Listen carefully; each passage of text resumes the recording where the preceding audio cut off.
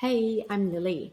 I'm a meditation teacher, Reiki practitioner, holistic integrated creative arts therapy practitioner, and intuitive healer, creative coach, and all around multidisciplinary creative and healer. So, welcome to today's presentation. Today, we're going to be speaking a little bit about the history of sound healing, and what an amazing, interesting subject that we've landed on today. So just a little bit about the origins of sound therapy.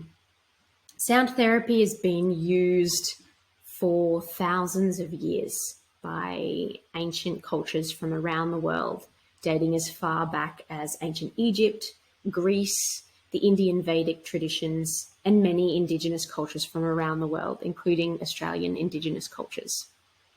So sound therapy really has a long and rich and diverse history of multiple applications within the field of therapy and healing. And so now, as we come from the ancient times into the modern day, we can see that we're able to use science to really investigate deeper into the inner realms of what's actually going on and the science behind sound therapy and vibrational healing. And we can really see that when we investigate deeper on a cellular level, we can see that everything is vibration, and all of our cells and particles are in continuous vibration at any stage. And we can really use science and brain and sound imaging technology to investigate and to really start to explore the visible healing effects that sound and vibration has on the body and on our nervous system. So it's really quite incredible what is being shown with current research surrounding sound and vibrational healing. So I just want to talk to you a little bit about some key concepts that we explore in the realm of sound healing. And that first one is sympathetic resonance. And really what that means is that when vibrational frequencies begin to resonate, or when we have two objects, we can use sympathetic resonance that allows or really moves the objects to resonate in harmony with one another. So if you have one tuning fork and another tuning fork, and you ring the tuning fork, the second tuning fork will actually resonate in harmony with the first tuning fork. So it's a really key concept that we look at in sound and vibrational healing, because it really encapsulates what's going on when we're working with sound and vibrational healing, because it shows that when our cells are resonating at a certain frequency, we can use sympathetic resonance to bring our bodies back into a state of balance and harmony and coherence with different vibrational frequencies. And then we have cymatics, which is the process of visualizing sound and how we can see sound waves visibly affecting matter. And we'll talk about some of the key figures who explored this work and pioneered this work. But it looks at how physical matter is affected by sound waves. And then we can explore this idea of entrainment. And this really goes hand in hand with the idea of sympathetic resonance. But it's this idea that we can intentionally use sympathetic resonance to entrain or codify our own vibrational frequencies to have a positive healing effect on our bodies and on our well-being. So now I'd like to explore a little bit about sound and vibration as a medicine. And we can see numerous applications for this in a therapeutic context. So in ancient times, we see many sacred sites and temples using acoustics and resonance to create spaces for harmonizing the body and mind, like sacred ancient temples. The pyramids of Egypt is now being revealed that they had very intentional acoustics embedded into the designs of those sacred sites.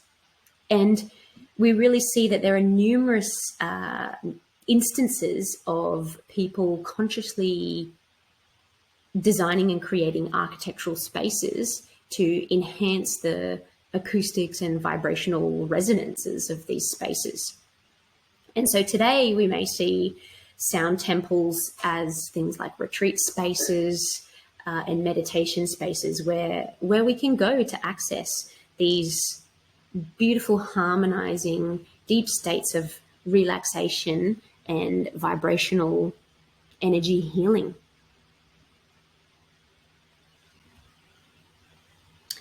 Now, looking a little bit deeper into the science of sound, through the study of quantum mechanics and the human biofield, it's been revealed that really everything, including our bodies and our cells, right down to an atomic level, everything is vibrating.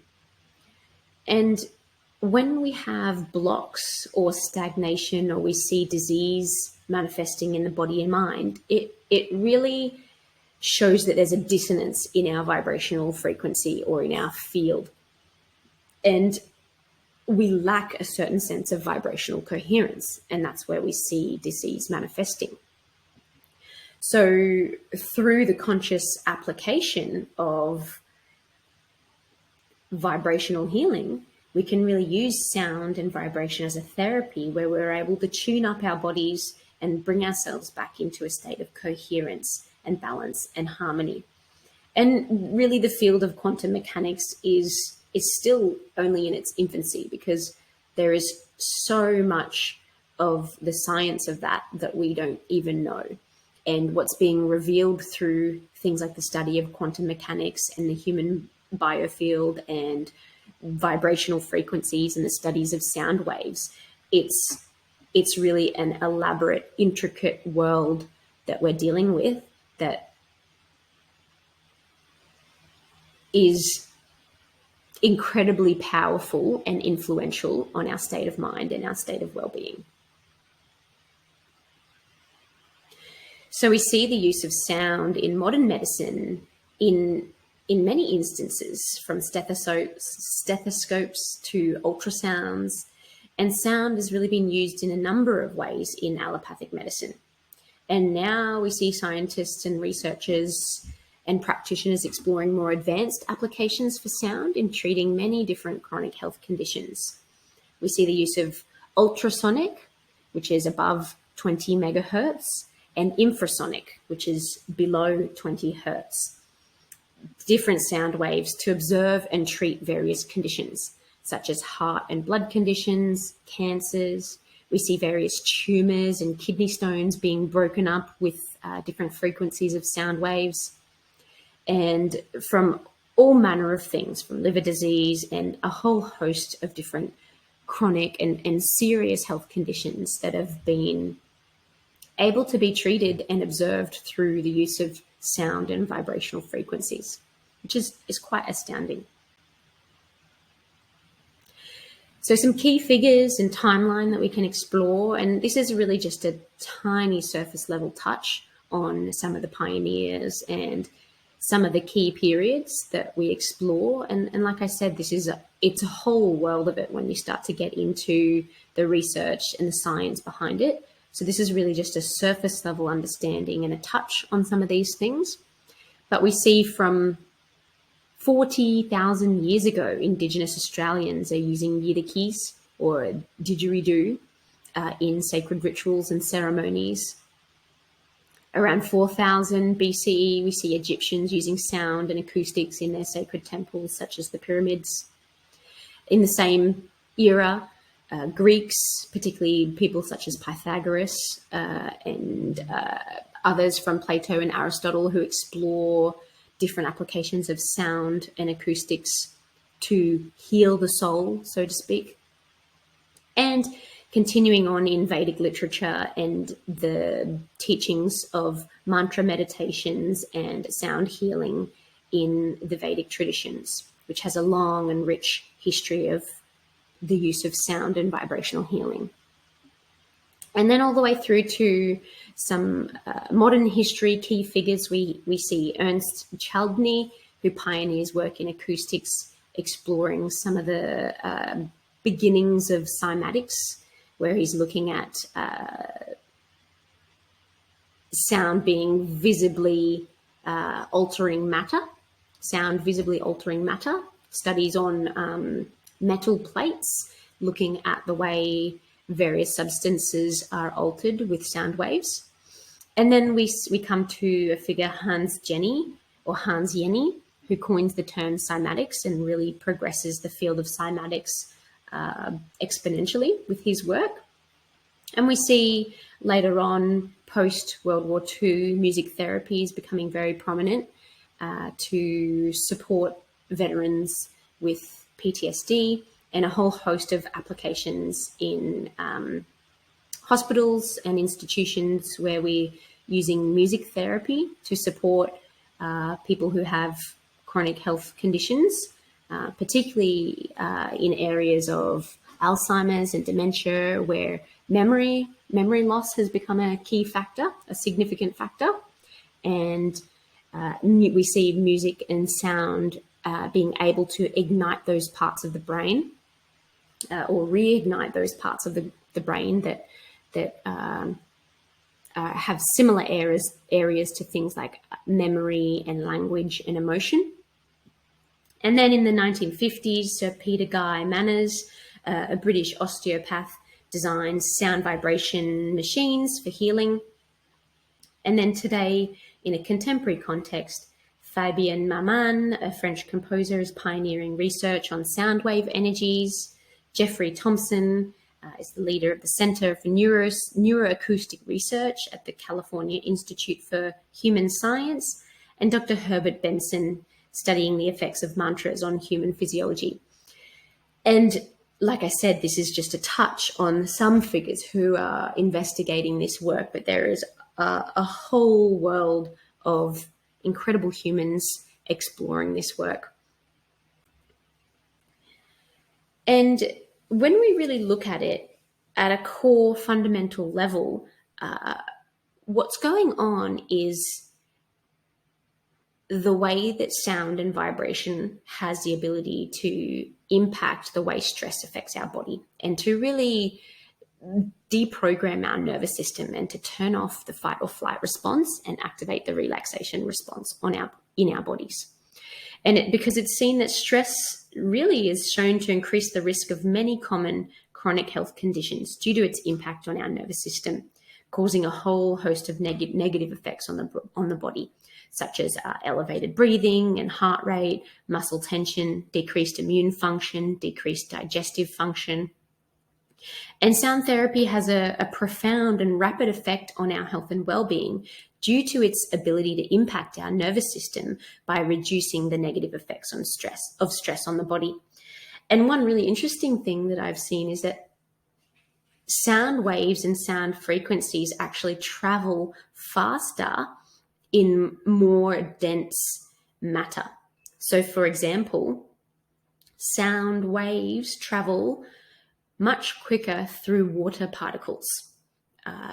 And our bodies are made up of 70% water. So therefore, we can really use sound very rapidly to create a very profound, long-lasting impact on our nervous system to reduce the negative effects of stress on the body, which is absolutely incredible. So some of the health benefits of sound therapy include enhanced optimism, mental clarity, and positive mood.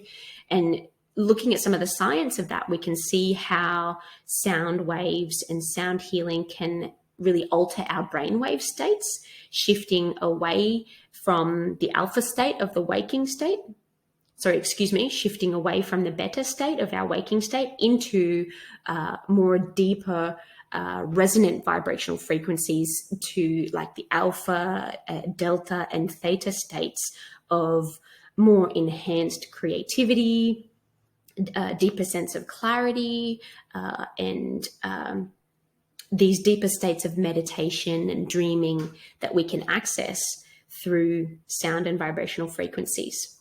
It reduces stress, depression, and anxiety, boosts energy and vitality, improves sleep and relaxation, activates the body's parasympathetic nervous system, which is the rest and digest function, like I said, deactivating that fight and flight reaction.